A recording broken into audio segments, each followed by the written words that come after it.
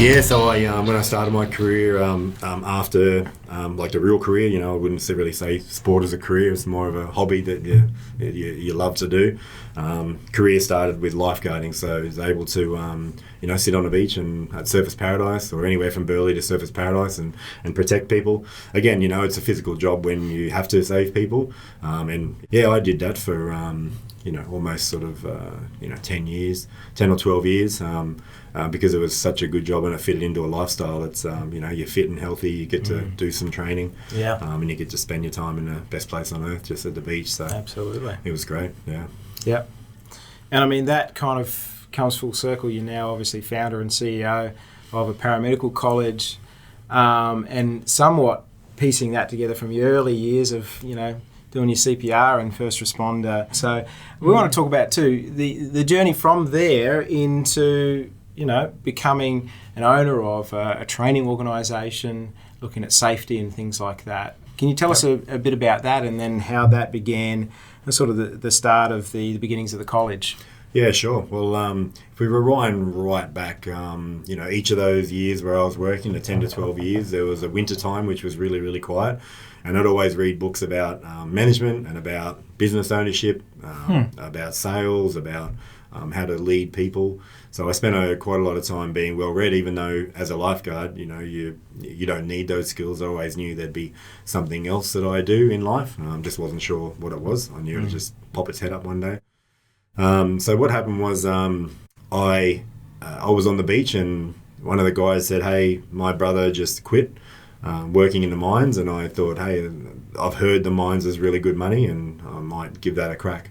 So basically within 24 hours I was up in the middle of Mount Isa, putting a hard hat on and big boots, and even putting boots on was weird because I haven't put boots on or steel caps or anything for a long time. I'd done a little bit of what do you call it, like construction work and general stuff, Labour but and stuff. definitely nothing that I was getting myself into. Plus I didn't even know what I was getting myself into. So, and probably it took about 3 months for me to actually work out what are we doing here. So I was just a good boy, and I listened to what everyone said, and I definitely when I got there I was a fish out of water.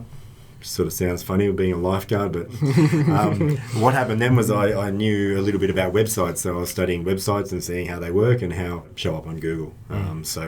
But again, hadn't really had any practice with that.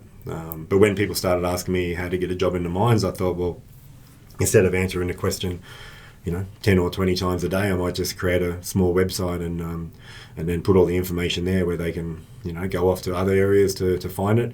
So I started, collating information, and then people started asking where to do courses. So training was big at the time because the mines were hiring people. Right. And so I had a few different partnerships with different training companies, and I was, the website, basically, I didn't really have to do too much. The website would direct them to these training companies, and then I started getting a small referral fee from those training companies for sending people through because they were stoked. Yeah. And we had a brilliant website that got a lot of traffic. We'd send people to other training companies, but unfortunately sometimes that training company wouldn't do the right thing, and we might get a bad review or get bad feedback from the people because they believed somehow because they were going through our website it was our training company. Yeah. Right. So at that point I thought, what's the best way to, do training good is to control that yourself and, hopefully start up a training company. And when I looked into it, it was a little bit harder than I thought. But I then, saw that you are able to, purchase them. So just looked around, and it was really by fate that I'd found one for sale that had everything we wanted and a little bit of paramedical, thankfully. Which we didn't know anything about, but it was more so the mining, and they said they'd only listed 2 days before, and I just happened to go to the right website and talk to the right person. Wow. So, yeah, it was amazing, amazing stroke of luck.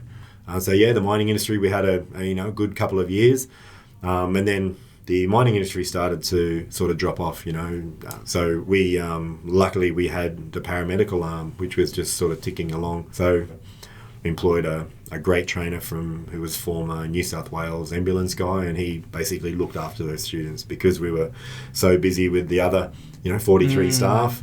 It was almost like a little bit sort of neglectful, but he picked it up and ran with it, including training everyone, writing the curriculum, doing the practical classes, traveling around, support. He was everything. So when the mining industry came down, we sort of looked to the paramedical and thought, okay, well, what have we got here? And that was the start of our journey into where we are today with the Australian Paramedical College.